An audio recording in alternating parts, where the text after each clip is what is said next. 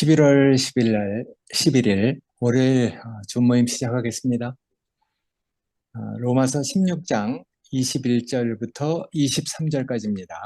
제목은 바울과 함께 있는 동료들의 진심 어린 문안 인사라고 했습니다. 세 절이니까 한번 읽겠습니다. 나의 동역자 디모데와 나의 친척 누기오와 야손과 소시바도가 너희에게 문안하느니라. 이 편지를 기록하는 나 더디오도 주 안에서 너희에게 문안하노라.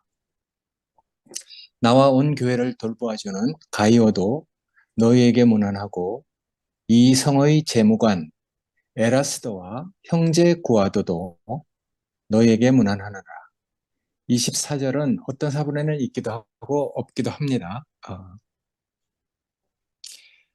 여기 인사가 이제 계속 나오는데 여기 16장 1절부터 16절까지 나오는 인물이 27명이고 오늘은 여기 8명 나오죠.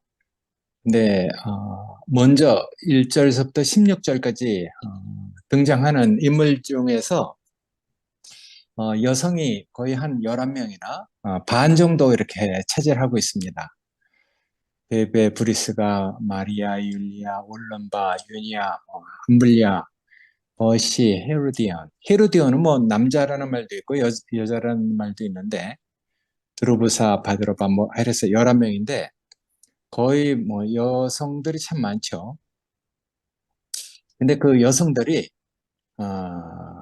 그 작은 교회에서 지도자 역할을 하고 있는 그런 사람들이 많이 있었어요. 그래서 이제 바울이 그런 일들을 두고 갈라디아에서 얘기했듯이 그리스도 안에는 유대인도 없고 헬라인도 없듯이 남자와 여자도 없다고 그렇게 한번 말한 적이 있죠. 그러니까 바울이 의도한 바는 하나님의 일을 하고 그리스도의 몸으로 건축되는 구성원은 남자와 여자의 구분보다 그 사람이 어떤 사람인가, 어떤 됨됨이를 가지고 있는 인격인가가 더 중요했습니다. 그래서 이제 이런 것들을 보고 어떤 사람들은 바울은 인종에 관해 쏟은 만큼 그 관심을 젠다, 그 성에 대해서는 별로 신경을 쓰지 않았다고 비판하지만은 근데 이제 우리가 여러 가지 서신들을 볼 때 바울이 각 교회에서 다루려고 했던 문제들의 성질과 관련된 것이기 때문에 젠다 이런 데에서는 별로 이렇게 신경을 쓰지 않고 있었던 것 같아요.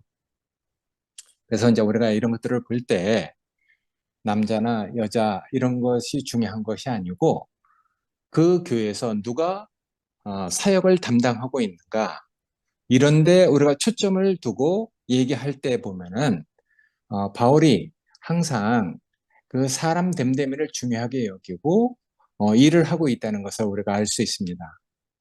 그래서 바울이 이렇게 편지를 쓰고 바울이 어디에다가 초점을 맞추고 일을 하는가 하는 것을 우리의 길잡이로 삼을 만한 내용이라고 우리가 이렇게 받아들일 때 바울은 항상 교회 안에는 여자도 없고 남자도 없다는 사실을 당연하게 이렇게 받아들였죠.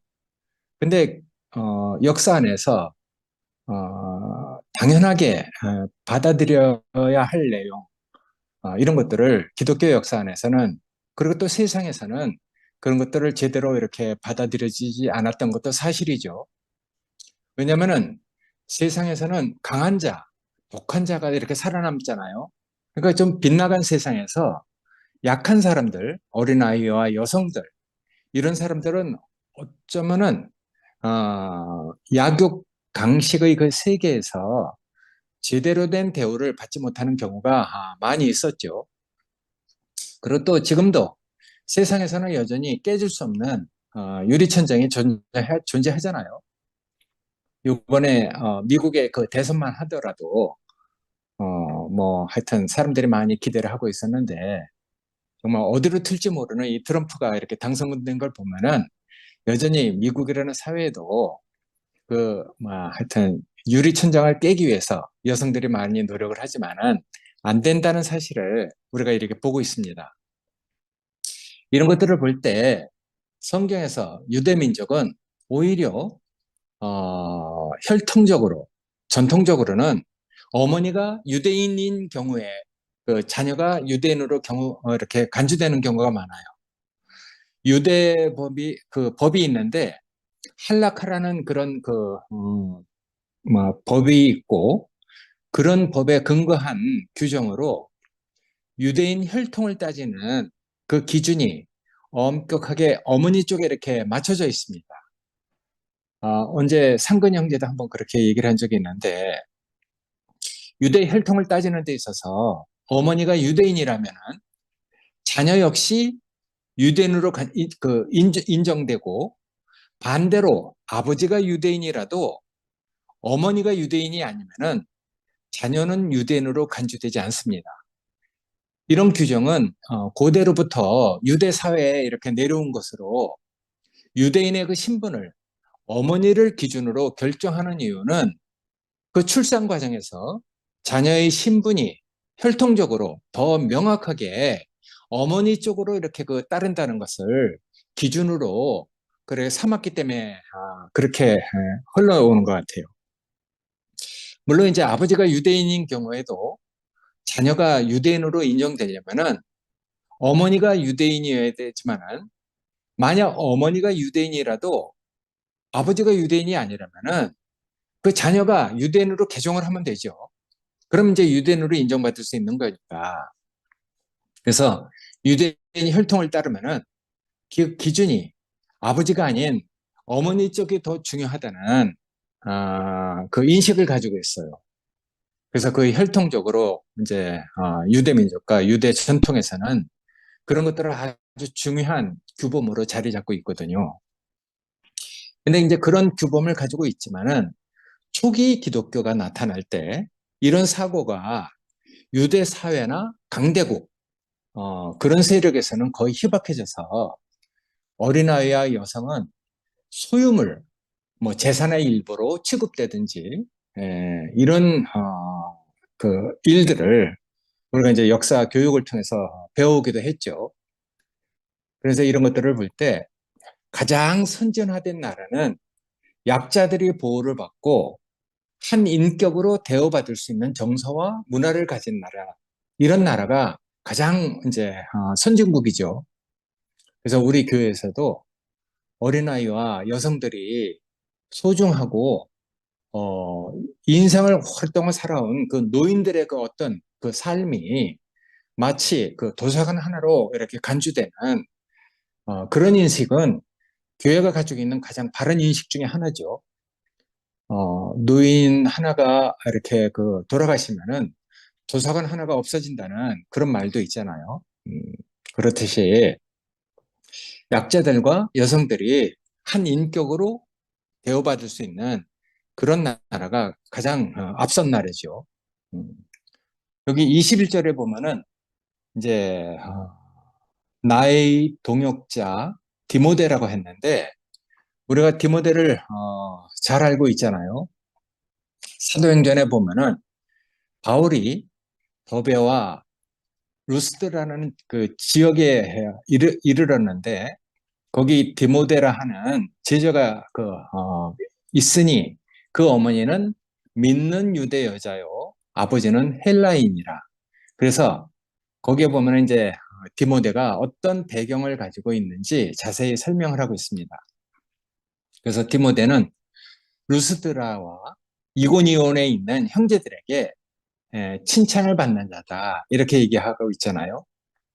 루스드라 그 지역 형제들한테 아마 좋은 인상을 주고 아마 반듯한 그런 삶을 살았기 때문에 칭찬을 받는 사람으로 보이고 있습니다. 그래서 이제 바울이 그를 데리고 전도 여행을 떠나려고 할 때 그 지역에 있는 유대인으로 인해서 그를 데려다가 할례를 행하게 하고 전도하는데 이렇게 데려갔거든요. 왜냐면 그 지역 사람들이 디모데 아버지가 헬라인인 걸 다 알고 있기 때문에 그런 것에 대해서 확실히 하려고 디모데를 데려다가 이제 할례를 시키고 전도 여행을 이렇게 데리고 간 것이거든요. 아까 얘기했듯이 유대 규범에 따르면은 어머니가 유대인이기 때문에 디모데는 뭐 자동적으로 유대인으로 간주가 되는 거죠.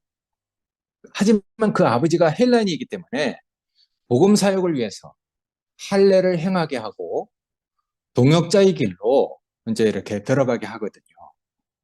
그래서 디모데를 볼 때 바울이 손수 선택한 젊은 동료고 또 우리는 그 바울의 그 편지 속에서 이 디모데가 바울과 동행을 하거나 그 심부름을 하는 것을 성경을 통해서 이렇게 보게 됩니다.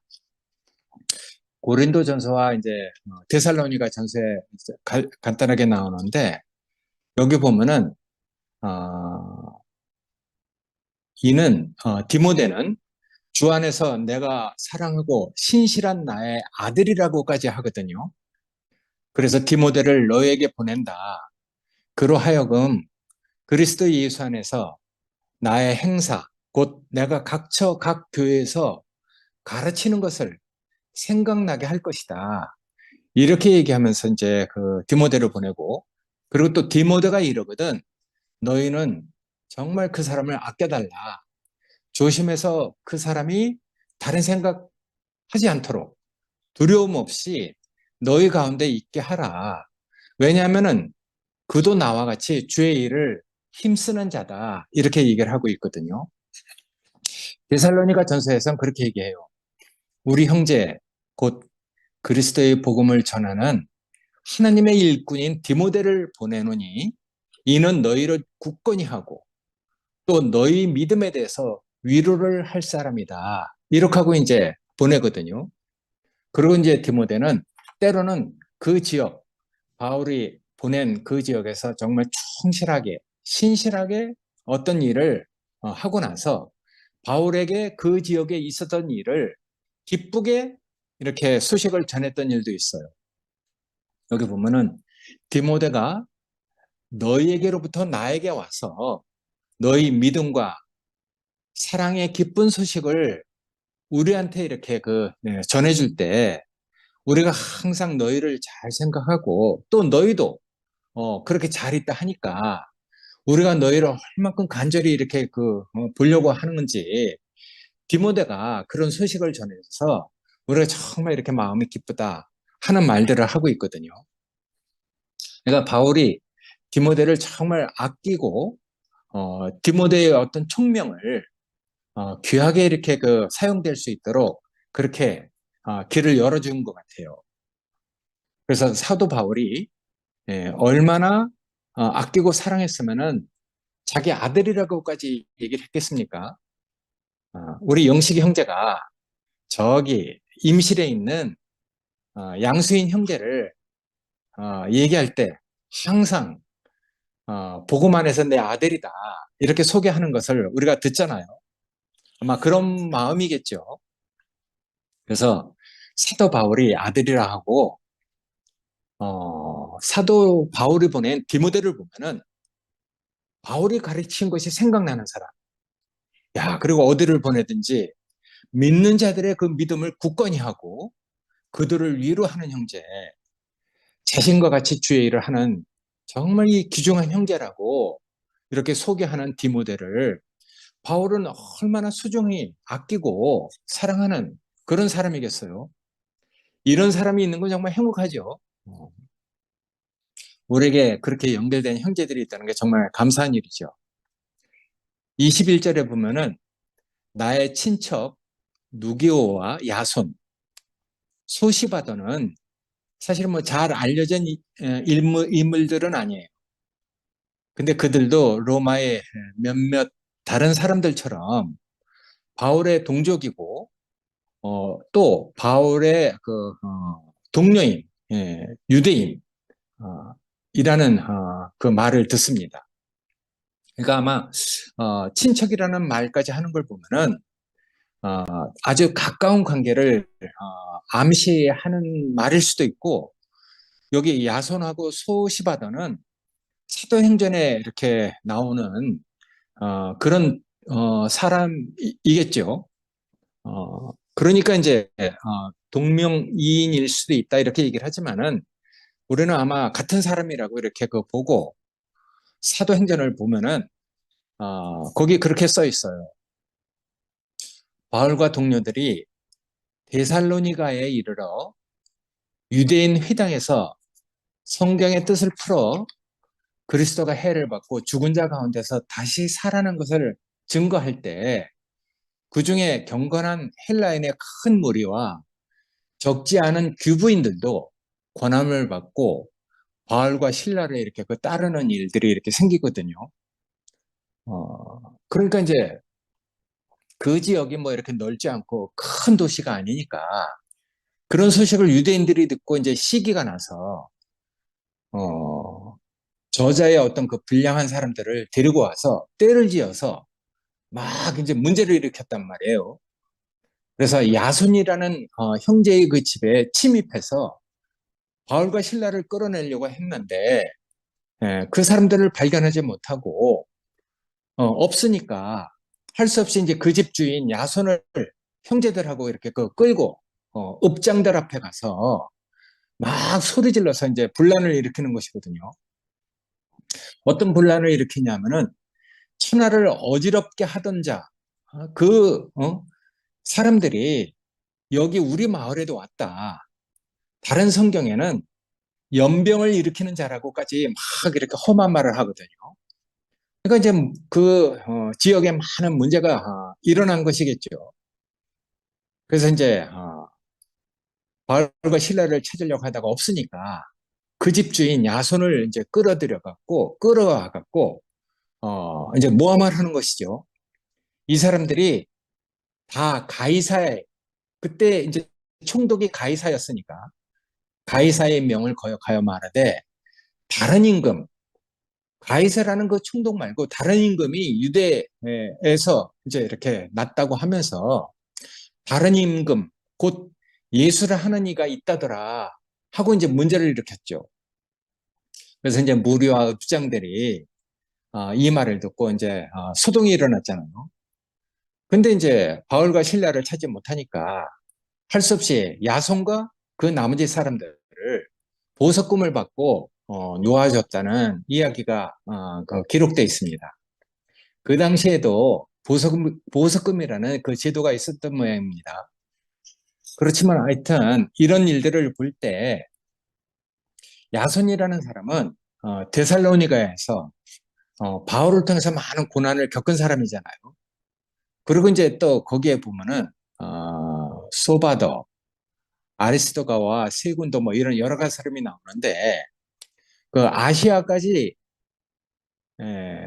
바울이 전도 여행을 갈 때 베레아 사람 브로의 아들 소바더 그리고 또 데살로니가 사람 아리스다가와 세군도 더베 사람 가이오와 디모데 아시아 사람 두교와 드르보 여러 사람이 나오는데 어쨌든 아시아로 전도 여행을 떠날 때 앞날을 모르잖아요.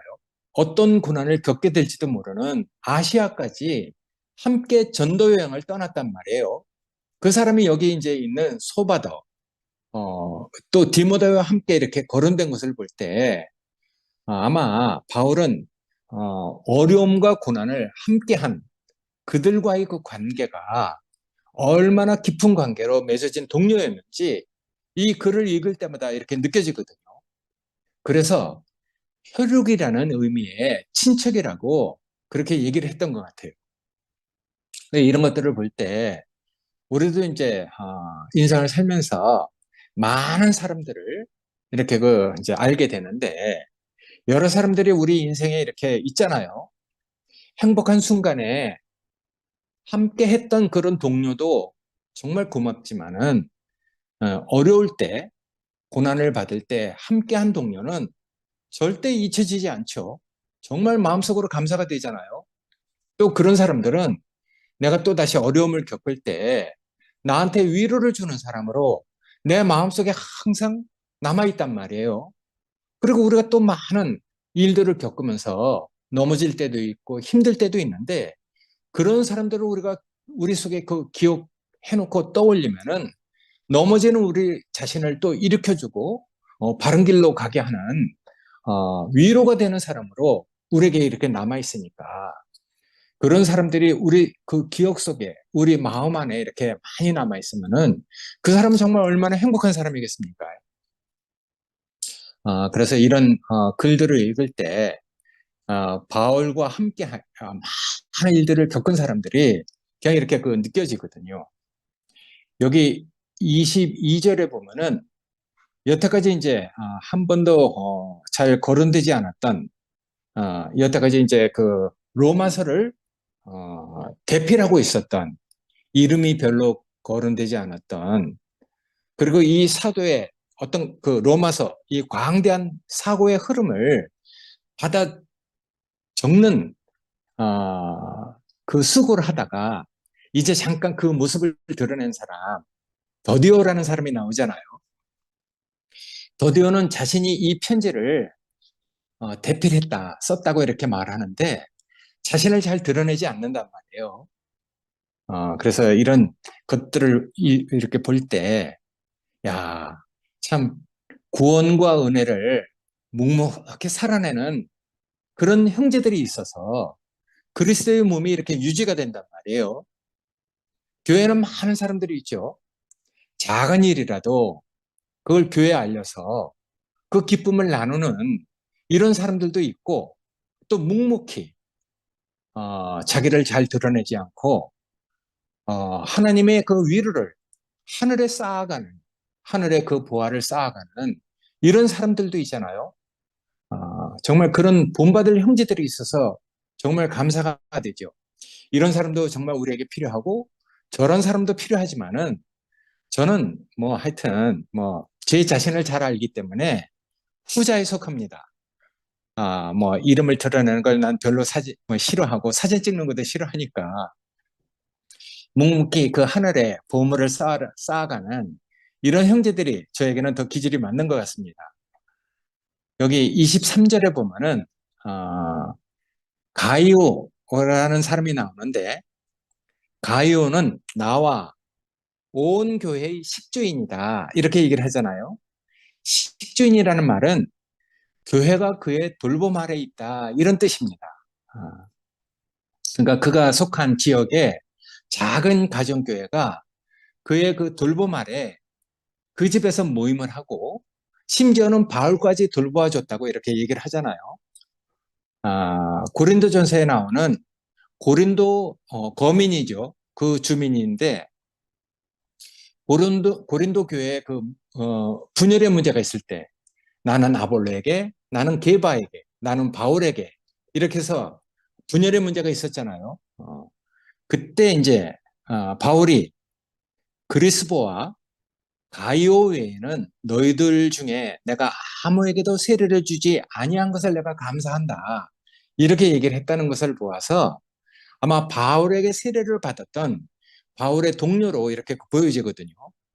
근데 고린도 교회의 식주인이니까 그 작은 교회에 모든 것을 돌봐주고 이렇게 그 뭔가를 이렇게 베푸는 형제라고 보여지거든요. 그래서 교회는 베푸는 사람이 많을수록 풍성해지죠. 예전에 저도 그렇게 기도한 적이 있어요. 은혜를 은혜를 입는 것도 감사하지만은 할 수만 있으면은 정말 내가 베푸는 사람이 될 수 있도록 해달라고 그렇게 기도를 했습니다. 그러니까 은혜를 받고 선물을 받는 것도 참 감사한 일이지만은 베풀 때 우리가 더 행복하고 더 하나님께 감사가 되잖아요. 그래서 교회는 베푸는 사람이 많을수록 풍성해지는 것이죠. 그 뒤에 이제 에라스도 이런 사람들이 나오는데 그 고린도 뭐 하여튼 그 지역에 재물을 맡았다고 하는 것으로 보아서 아마 공직자였었던 것으로 이렇게 보여지고 구아도라는 이름은 다른 곳에서는 잘 등장하지 않거든요. 근데 그 전과 그 후에 그 많은 이름 없이 뭐 이렇게 그 빛으로 비추었던 기독교 안에 그렇게 숨어 있는 사람들이 많잖아요. 아마 선량하지만은 무명의 그리스도인 그런 사람들로 이렇게 그 보여지는데 우리에게 잘 알려진 바가 없지만은 어쨌든 몇 세대 동안 그런 지역에 세상을 그 비추는 빛으로 있었던 사람들을 대표하고 있는 것으로 이렇게 그 보여지거든요. 어쨌든 그런 사람들이 있기 때문에 하나님의 그 생명이 때로는 지하수처럼 감추인 대로 흘러와서 그 가난한 사람들에게는 항상 하나님의 은혜가 이렇게 임할 수 있도록 하나님의 그 경륜이 이렇게 흘러간다는 것을 볼 수 있거든요. 그 생명은 비밀이죠. 민들레 씨가 바람에 흘려서 어디로 떨어져서 꽃 피우고 열매를 맺어서 퍼져가는지 아무도 모르는 것처럼 생명도 그렇잖아요. 그래서 이제 우리가 이런 여러 사람의 안부를 바울이 묻고 그런 사람들의 행적에 대해서 우리가 살펴봤는데 하여튼 이 로마서의 그 편지의 이제 목록을 쭉 읽어보면서 그런 행간을 이렇게 읽다 보면은 바울이 말했던 그 사안들이 있었잖아요. 14장 15절에서 믿음이 강한 자가 믿음이 약한 자들을 그 음식을 먹는 거에 대해서 그리고 또 이제 어떤 행위를 살아내는 거에 대해서 아마 서로의 그 견해 차이가 있고 가치관의 차이가 있으니까 판단과 업신여김의 문제가 있었단 말이에요. 그리고 또 15장에서는 강한 자들이 등장하잖아요. 그래서 바울은 자기를 강한 자라고 이렇게 얘기를 하면서 약한 자들과 그리고 또 그 강한 자들이 자기를 기쁘게 하지 않고 연약한 자와 그 이웃들을 어떻게 보살피고 그런 사람들의 약점을 어떻게 담당해야 되는지 그런 문제에 대해서 얘기한 적이 있단 말이에요. 분명히 로마에 이제 그런 문제가 있었던 것은 사실이니까 바울이 뭐 없는 말을 지어냈겠습니까? 그런 문제가 있었지만은 그런 다른 입장을 취하고 있는 로마의 몇몇 그리스도인 그 모임에 대해서 바울이 아주 조심스럽게 인사를 하고 있는 것이거든요. 그래서 이제 이런 것들을 볼 때 서로 다른 것이니까 사실은 뭐 다른 것이지 틀린 것이 아니잖아요. 그래서 틀린 것이 아니고 서로 다른 모습을 가지고 있는 그리스도인의 그 공동체와 그 견해 사이에 그 중간다리, 중보자, 그 가교 역할을 놓는 그런 일들은 사실은 조심스럽고 예민한 문제잖아요.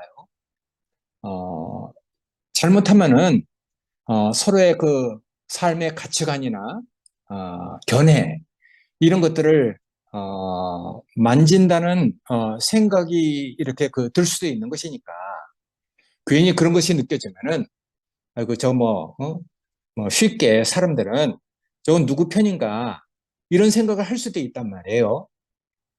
그러니까 잘못한 그 막 예민한 문제니까 잘못하면 저게 누구 편이냐 이런 인상을 주기 쉽잖아요. 그런 인상이 한번 심어지면은 여간해서 사람 그 머릿속에서는 되돌려지기가 참 어렵죠. 그러니까 이제 이런 조심스럽게 인사를 하고 있는 그 바울을 보면서 우리가 정말 뭔가가 이렇게 그 필요하구나 하는 생각을 하게 됐어요. 그래서 여 뒤에 이제 바울과 예수가 모두 말하고 있는 지혜와 순결함의 그 결합, 그것은 그때만큼이나 오늘날 우리에게도 절실히 요구된다는 마음을 갖게 됐습니다. 바울도 얘기하고 예수도 그렇게 얘기하잖아요. 내가 너희를 인하여 기뻐한다. 너희가 선한데 지혜롭고 악한데 미련하라. 예수도 그렇게 얘기했단 말이에요. 보라, 내가 너희를 보내면 양을 이리 가운데 보낸 것 같도다. 그러므로 너희는 뱀처럼 지혜롭고 비둘기처럼 순결하라 이런 말을 하잖아요. 그래서 이런 것들을 볼 때 저는 이제 그런 생각을 하게 됐습니다. 사람들 이렇게 많이 겪어보고 바울과 예수님이 그렇게 말했을 때 저도 제 나름대로 뭔가 이렇게 인생을 살면서 하여튼 얻어지는 결론은 여기 써 있는 대로 그런 마음을 갖게 됐거든요. 그래서 예수님과 바울이 얘기한 그 순결함이 무엇인가? 그리스도 안에서 우리가 정말 어떤 마음을 가지고 살아야 되는가? 그 순결함, 정말 그리스도밖에 없는 그런 순결한 마음, 그게 우리한테 정말 필요한 마음이고, 그게 정말 중요한 마음이잖아요. 근데 그리스도를 따르는 그런 순결한 마음, 비둘기처럼 그리스도밖에 없는 그런 순결한 마음이 없는 약삭 발음은 잘못하면 교활함이 될 수 있단 말이에요. 그리고 또 이런 것 저런 것 헤아리지 못하는 그 순결함은 잘못하면 시험 당하기 쉬운 순전함이 되잖아요. 그러니까 잘못하면은 이용당하기 쉽죠. 다른 사람에게 그 순진하게 보이면은 다른 사람은 그 순진함 속에 있는 그 마음을 잘 모르고 그런 사람들을 이용하려고 하는 경향도 세상에선 많단 말이에요. 그러니까 우리가 이런 것들을 볼 때 우리가 그리스도를 따라가면서 그리스도 안에 있는 그 정말 그 마음이 우리한테 이렇게 느껴지고 우리가 그런 은혜를 있고 우리의 그 됨됨이가 어떤 사람들로 어떤 사람으로 이렇게 그 다뤄져 가면은 우리가 사람을 긍정적으로 보려는 좋은 경향 이런 마음을 우리가 갖게 되죠. 그래서 모든 사람을 긍정적으로 좋게 보려고 하는 그 경향이 우리에게 뭐 잘못된 것입니까? 그건 정말 좋은 것이죠.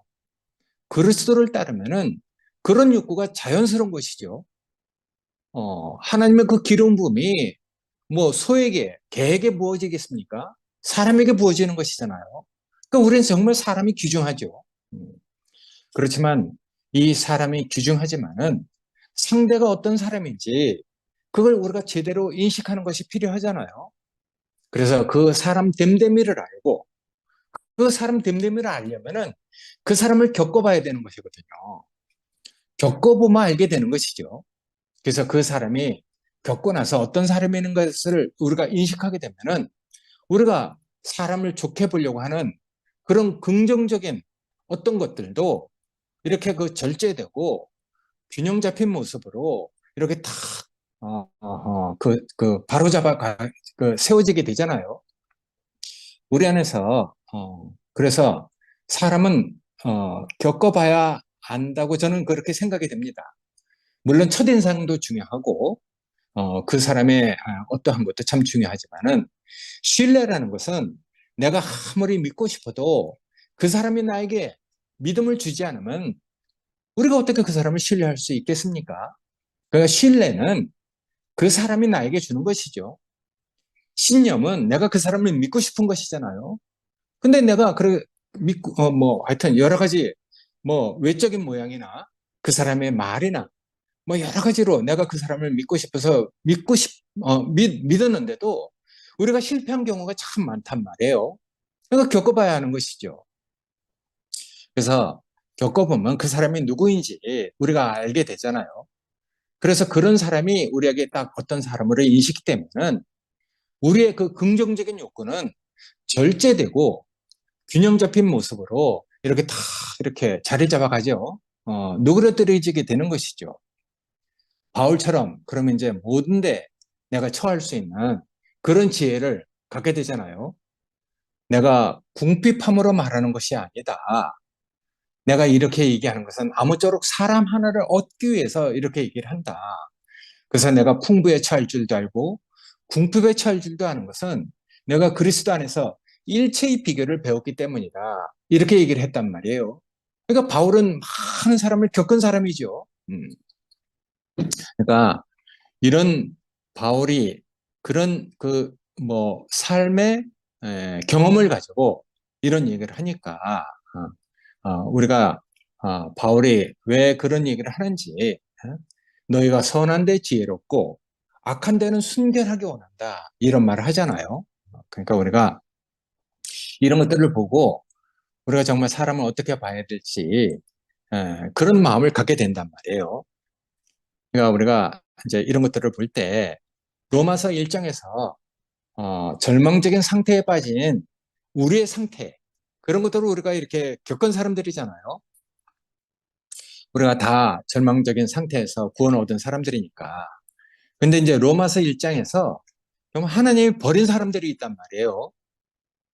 저희를 마음의 정욕대로 하라고 내버려 두고 저희를 부끄러운 욕심에 내어 버려두고 또 저희 마음에 하나님 두기를 싫어하며 하나님께서 저희를 그 상실한 마음대로 내버려 두서 내버려 둬갖고 합당치 못한 일을 하게 했단 말이에요. 오죽하면 하나님이 버리겠습니까? 그 사람을 아니까 정말 그 사람의 때를 또 기다리는 것이잖아요. 음, 그래서 그가 정말 목마를 때 다시 하나님을 찾을 때까지 하나님은 또 기다리시는 것이죠. 그러니까 우리가 섣불리 하나님이 버린 사람을 내가 뭐 어떻게 살려보겠다고 이렇게 대들면은 우리의 그 순진함이 시험 당할 때도 있단 말이에요. 예전에 그런 실패를 내가 많이 해봤으니까. 그러니까 오죽하면 하나님이 버렸겠습니까? 그러니까 합당치 못한 사람들 이런 사람들 많이 있거든요. 우리가 이제 교회 생활하면서 그런 사람들하고도 많이 부딪혔잖아요. 근데 그런 사람들하고 어떻게 일일이 대꾸를 하고 말을 섞겠습니까? 섞어보면 알거든요. 그 진리를 뭔가 이렇게 지키려고 했던 나의 그 가소로움이 아이고 내가 무슨 진리를 지키겠습니까? 하나님의 일을 내가 하면 얼마나 하겠습니까? 내가 진리를 위할 자도 아니고 하나님을 위할 자도 아니라는 것을 내가 뼈저리 느낀 사람이에요. 근데 우리 안에는 옳은 것, 바른 것을 지키려고 하는 뭔가 진리를 지키려고 하는 그런 욕구가 있단 말이에요. 근데 그런 것들이 다 내 자신의 어떠함하고 결핍되어 있기 때문에 나는 많은 실패를 한 사람이거든요. 해보면 알게 됩니다. 그런 사람하고 이전 투구를 하고 싸워보면은 내 안에 화평과 안식이 다 없어져요. 내 안에 하나님의 위로가 사라지고 진리를 지키려고 하는 그 시험에 빠져갖고 내가 이전 투구를 해봤기 때문에 해보면 나중에 깨닫게 되거든. 사랑이 희미해지고 나는 가식과 위선으로 살게 되고 얼마나 내 자신이 정말 뭐 하여튼 그 내 자신의 어떠함이 다 드러나는지 뼈저리게 그걸 해봤거든요. 그래서 나중에는 그걸 알게 됐죠. 아이고 참 내가 만지지 않아야 될 것을 만졌구나. 하나님을 왜 그렇게 버렸는지 그걸 알게 됐어요. 그래서 함부로 내가 하나님의 일을 한다고 이렇게 나서지 못하는 그런 사람이 됐단 말이에요. 그러니까 안 될 때 우리가 기다릴 수 있는 그런 그 마음, 그런 것을 우리에게 또 허락하시고 우리를 정말 그런 자고한 자리에서 겸손한 사람으로 우리를 그렇게 이끌어간 그런 실패한 그 경험이 정말 많거든요. 그렇다고 해서 우리가 뭐 사람에게 소망을 두지 않겠습니까? 사람을 버리겠습니까? 우리에게 사람 귀한 줄 모르겠습니까? 우리에게 그런 강박함만 남아있겠어요? 그렇지 않습니다. 정말 하나님의 사람이 아니면 안 되는 하나님의 경륜을 우리가 다 아는 사람으로 사람을 귀하게 여기고 있잖아요. 그래서 우리가 사람을 두고 우리가 이제 알게 된 것이죠. 하나님의 때가 임하기를 기다려야 될 사람도 있고 지금 당장 우리가 사랑해야 할 그런 대상도 있는 것이거든요. 우리가 함부로 나서서 내가 뭐 다 이렇게 저렇게 다 할 것이라고 생각하는 내 교만이 싹 사라졌어요. 그래서 너희는 오늘날 잠자코 서서 여호와께서 하시는 일을 지켜봐라 하는 마음을 내가 이렇게 갖게 됐거든요. 하여튼 이런 얘기를 하면서 정말 전 감사가 돼요. 늘 우리에게 밝게 빛이 되시는 그 주님이 정말 우리를 지켜주시는구나. 항상 이리가 호시탐탐 누리고 있는 그런 그 환경 안에서 이 정말 쉴 만한 물가, 푸른 초장으로 주님이 늘 우리를 정말 이끌어 주시고 계시는구나. 푸른 초장. 쉴 만한 물가로 인도해 주시는 그 주님이 우리에게 늘 계시는구나 하는 것을 우리가 이렇게 느끼게 됩니다. 지나간 1년 동안 많은 일들이 있었지만은 그런 일을 통해서 저에게는 그렇습니다. 저에게는 정말 하나님이 살아계시고 하나님이 우리 교회를 특히 이 두시 그 형제들을 얼마나 사랑하고 있는지 전 그것이 역력히 느껴지거든요. 우리가 이렇게 살고 있는 이 환경이 기독교 안에는 없습니다. 한 교회에서 짜그러져 갖고 정말 우리가 볼 때 정말 왜 저게 이단인지 왜 저게 사입인지 하는 모습을 우리가 지금 현재 이 같이 사는 환경 안에서 느끼고 있잖아요. 그러니까 이런 교회가 어디 있겠어요? 한 교회에서 우리가 정말 천하에 없는 그런 인격, 천하에 없는 그 교회를 우리가 누리고 살다가 이건 정말 천하에 없는 그 부끄러움이 됐단 말이에요. 그러니까 우리가 정말 이런 모든 것을 다 겪은 사람으로서 우리가 어떤 마음을 갖고 살아야 할지 하나님 우리에게 정말 알려주는 바가 하나님이 우리에게 시사하는 바가 너무 넓잖아요. 너무 깊잖아요.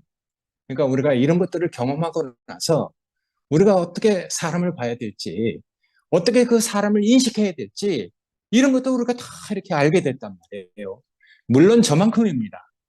저만큼이지만은, 그래도 하여튼 이런 경험을 갖게 하시는 하나님이 정말 감사하고, 이런 환경 안에서도 늘 이렇게 귀한 형제들하고 그리스도의 몸으로 정말 이렇게 건축되는 이런 귀한 형제들이 있다는 것이 저는 가면 갈수록 정말 귀하고 감사하다는 생각을 하게 됐습니다.